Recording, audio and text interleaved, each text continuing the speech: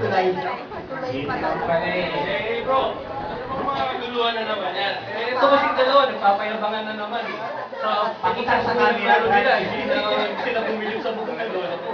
Alam nyo mga bro, mas nakakabili ay yung pagkalingat, pagsubaybay na ginawa ng Lord sa mga lolo nyo. Amen. Wala ang guidance si Lord. Ano pong mararating ng mga lolo nyo? Mabuti pa, maganito na kayo sa sasabihin ko. It goes a little like this. Amen. Nice of this.